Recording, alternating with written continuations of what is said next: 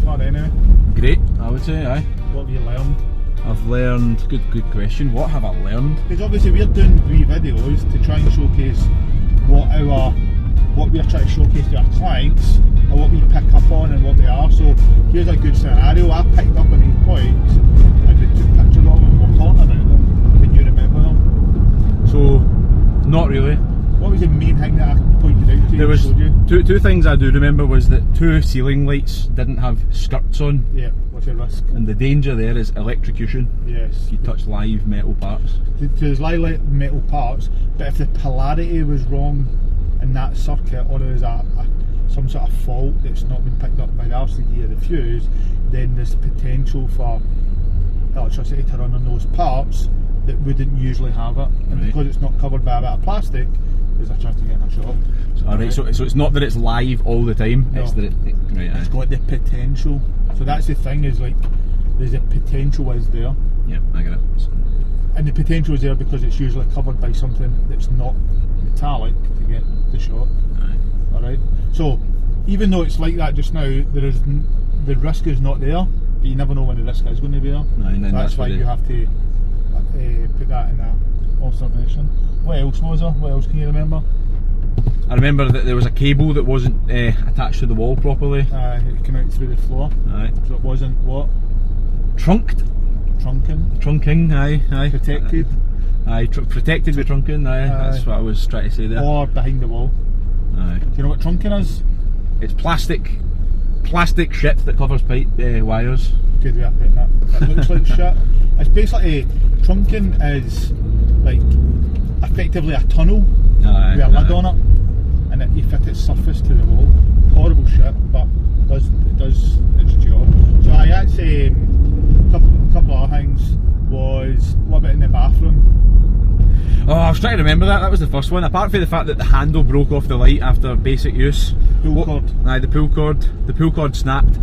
I love talking to you because you're fucking so not electrically minded. I hate talking to electricians because I'm so not electrically minded. But it's good. If you think of it right, we're trying to put stuff out there for clients to try and get a wee understanding of what it is we're doing. So this is why getting you doing this is fucking good, because if we can get you to understand it, then we can get anyone to understand it. So a Pull-Chord broke, right? Yep. Is that dangerous? Is it dangerous? Oh man,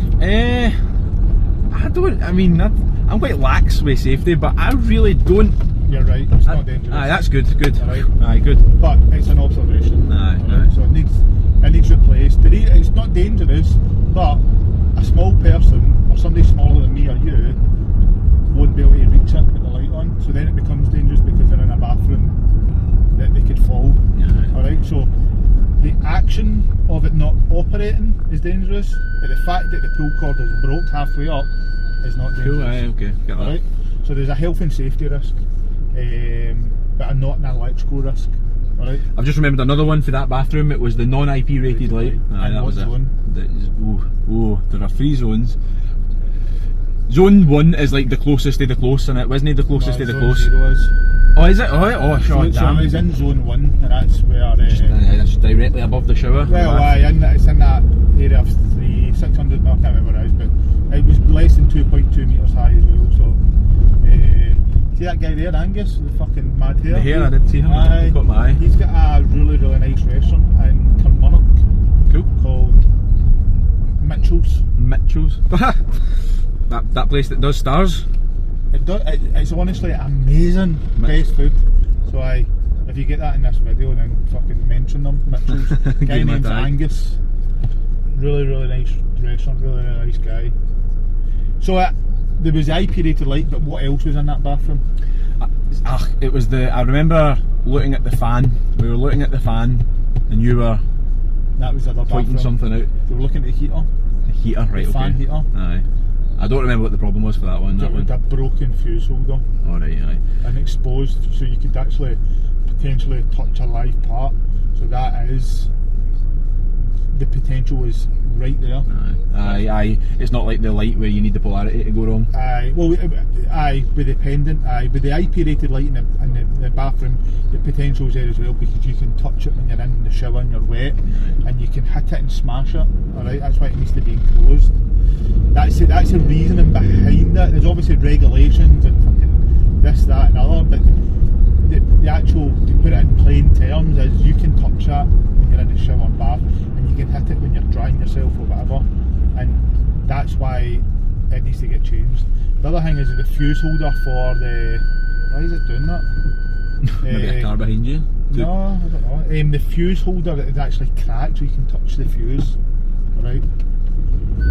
But for you to actually touch the fuse, you need to go up and touch it, right? But it's a high risk. So that's... I've actually put that down as a C1, alright? Am I right in saying that's the most extreme? So basically we've had to fix it there and then on site. We wouldn't have anything there to fix it. So what I'd done was disconnected it. Alright? So I took the risk away. If somebody's going to have to connect that to create the risk again, they would know. So I've put a note on the fuse box, put an isolation, put a warning notice on it, and it's on our paperwork. It is an empty property, and we will go back to do the remedial. So that's good enough for me. Right? There might be other people there might comment, but that is safe and good enough for me. If somebody wants to connect that up knowing there's that risk there, then they're taking that responsibility. We have notified our client, and we've put the right things in place. How can I turn off the fucking... I can turn off parking. There you go. It must be, you know, it'll be like a leaf or something on the parking sensor. Wow. We need to check that then. It'll be a bit of dirt or leaf, or see how it's raining. It might be that it's just the parking sensor's wet, man. And then we'll go up this way, right? We'll add this guy in. Well, guy. It's my cousin. 2 Gallus, Barrington. 2 Gallus, Barrington. Barrington Reeves, aye. So he owns 2 Gallus in there. That's his fucking fancy. So it is. Right. I'll insert this over the video right now. There it is. He doesn't even know. He's actually gave us a wee wave there. Aye. He doesn't actually know that he's on YouTube. Yeah. Is it going on YouTube, this video? It should be, aye. Aye. You've seen this on YouTube, are you? You can maybe put it on Instagram for something. Aye. So Barrington, another successful, very, very proud of him and what he's done. Is that a kangaroo? Yeah. Wow. Is that a kangaroo? No, it's just a weird dog. Oh, I'm too late. I got it in a tiny... Did you? Should we stop? That looked like a kangaroo in 4 legs. Shit picture, man. That was just... That was what I had to... That was what I got. Hell, man. So Barrington's a marketing guru, consultant, whatever. He does like brands, 3D brands. So he's done like Slaters, he does beauty brands, he does fashion. He's also a DJ and all that. Came for nothing. Wow. And really does really well. So this company's called 2 Gallus. Recently, they're both into cars as well. He's recently just bought himself an old 993 Porsche. It's a 911 Porsche, but it's a 993 variant. So it's a 1991, I think it is, or 92. It might actually be a 93. Black, beautiful old car. Is that like just very recently he's got that? Aye, just in the last couple of weeks I think he's got it, so that's been his dream. He wanted to go and get a Ferrari, but he actually decided to go and sell an old classic for an asset, a bit like us with the old Fords that we've got. He's went and bought an old Porsch, man. It's beautiful. So is this a car for him to drive, or to... He drives it as well, but it'll be an appreciating asset, so he'll make money on it while driving it, unlike maybe, I know some Porsches they hold their value, but this one will definitely go up because of the age and rarity of it. So he's done very, very well, man. And how much cheaper than a Ferrari was it, if at all? I don't want to disclose I what he paid, but depending on what Ferrari's not, but he paid a lot of money. A lot of money, for it. Could have bought a couple of properties, put it that way. A couple of Bitcoin. That's your thing. That floats your boat. Aye, mate. Floats your boat, more than most other things, aye. more than property and Well, more we were than talking about Ferraris. this earlier, that me and you have investments together. We have, so me and Kaelin have got a wee thing going on where we put some money in different things, and we've got the stuff in shares just now, and we've got, we've put a wee tight, have you still got stuff in? Aye, so Craig has a wee bit of Bitcoin, a wee bit of Ethereum. Nothing Major. exciting, not good amounts, but We're not going to say it's thousands or hundreds or whatever, but we've got enough to make it worth it. And same with shares, and we were talking about Kaelin thinking there's going to be a big crash, and he's pulling out. He wants to pull out. And I'm saying no. What you need to do is find what else is going on in the world and look at that. So I've gave some ideas. I've noted them. Yes. So I think we should go after the big world construction companies that are working on behalf of the MODs and the NATO and American defence system and all that. Big companies like KBR and Halliburton and who else? Caterpillar, generator companies, Agreco, JCB. KGB, was that one? Am I making that that's up? a fucking Russian spy. Aye, I did that. KBM. That is the one I was Kellogg, thinking. Brown and Root. That's who I used to work for in Afghanistan. So that's who, and then the other one was what? What's the big one that we've just put money in? MasterCard. No, sorry, that's wrong. American Express. We were thinking about MasterCard. So we've put money in American Express. So. Aye, what is the date? We can look at this all together. This is the 6th of October, and we were talking about putting money into MasterCard. So go and look at the stock market, and you can see how that went for us. Yeah. I wonder, what was it we bought it at? So we've not bought it yet, but I'll show you what the chart was. For what I remember, it looks okay.